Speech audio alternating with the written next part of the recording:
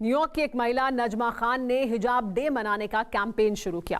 मुस्लिम देशों में यह कैंपेन खूब फॉलो किया गया।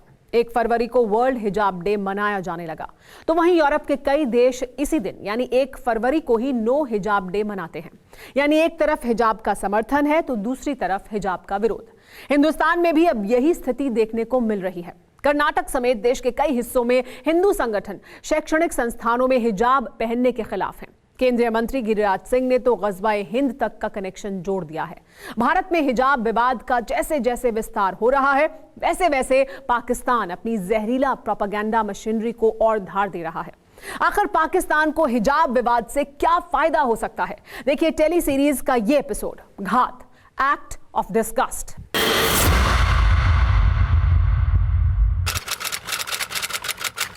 अप्रैल 2019 श्रीलंका।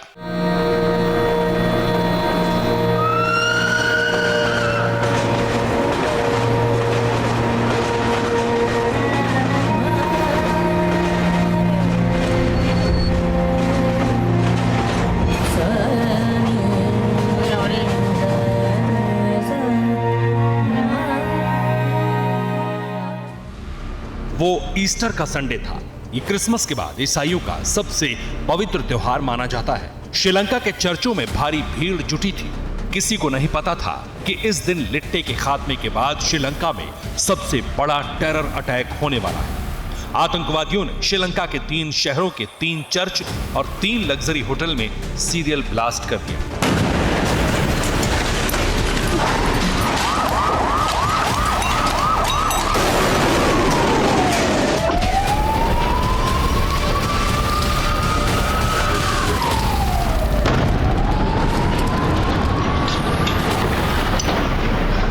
सुबह 8:25 से दोपहर 2:15 के बीच 6 धमाके, 45 टूरिस्ट समेत 267 लोग इस सीरियल ब्लास्ट में मारे। हमला करने वाले 8 के 8 आतंकी सुसाइड बॉम्बर्स थे। ये सारे के सारे श्रीलंका के नागरिक थे। पहले माना जा रहा था कि ये आतंकी इस्लामिक स्टेट से जुड़े हो सकते हैं, लेकिन जांच के बाद पता चला कि सारे फिदायीन नेशनल तौहीद जमात के थे।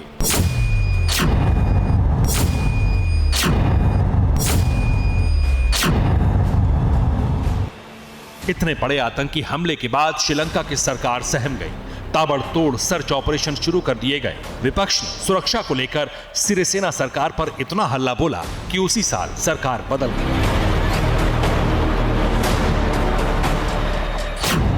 गोतबया राजपक्षे राष्ट्रपति बन गए और उनके भाई महिंदा राजपक्षे प्रधानमंत्री।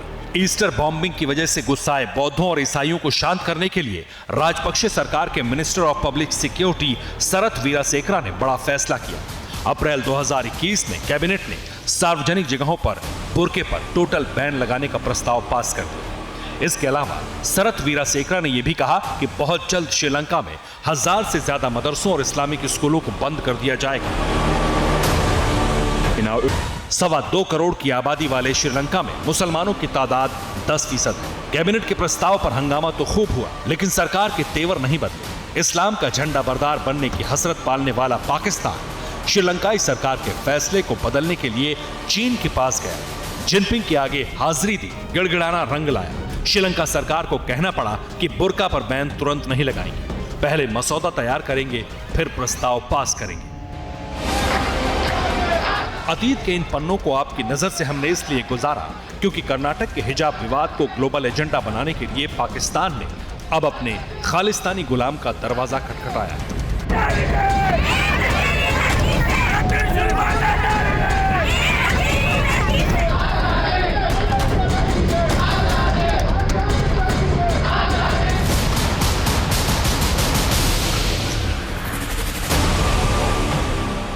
प्रतिबंधित खालिस्तानी संगठन सिख फॉर जस्टिस के इस पोस्टर बॉय को तो आप जरूर जानते होंगे। हर वीडियो में ये हिंदुस्तान और हिंदुओं के खिलाफ जहर उगलता है। नाम है गुरपतवंत सिंह पन्नू। आजकल ये दिहाड़ी कट्टरपंथी हिजाब विवाद पर लोगों को भड़का रहा है। हिंदुस्तानी मुसलमानों को एक और बंटवारे के लिए उकसा रहा है। रेफरेंडम कराकर उर्दुस्तान बनाने का कभी न पूरा होने वाला ख्वाब दिखा रहा है। पन्नू और इसके जैसे हर एंटी इंडिया एलिमेंट को पूरी फंडिंग पाकिस्तान की खुफिया एजेंसी ISI करती है। पन्नू को कब और कितना जहर उगलना है, झूठ का पुलिंदा किसके खिलाफ खोलना है, किस कम्युनिटी को टारगेट करना है, ये सब उसे पाकिस्तानी खुफिया एजेंसी बताती है। रेफरेंडम करने वाला ये दहशतगर्द अपने प्रोपेगेंडा वीडियो में मुस्कान की तस्वीरों का भी इस्तेमाल कर रहा है। अब आप समझ लीजिए साजिश की हद कहां तक है। लेकिन हर भारत विरोधी की तरह पन्नू की किस्मत भी खराब है। वो गला फाड़ कर भी कुछ हासिल नहीं कर पाता। जिस मुस्कान की तस्वीर का इस्तेमाल करके पन्नू भारतीय मुसलमानों को भड़का रहा है, उसी मुस्कान की ये शब्द सुनिए जो पन्नू जैसे लोगों के मुंह पर करारा तमाचा है।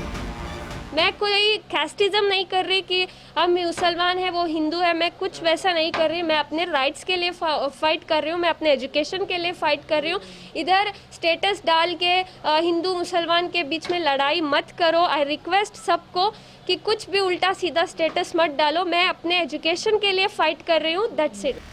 हिजाब की आड़ में तेजाब फेंकने की हर साजिश को भारतीय मुसलमान ही फ्लॉप कर देते हैं। ये विवाद हिंदुस्तान की चार दीवारी के अंदर का है, यहीं सुलझा लिया जाएगा। कोर्ट के सुप्रीम फैसले को सबको मानना होगा। हमने भाईचारे से हर विवाद को मात दी है और इस बार भी यही होगा।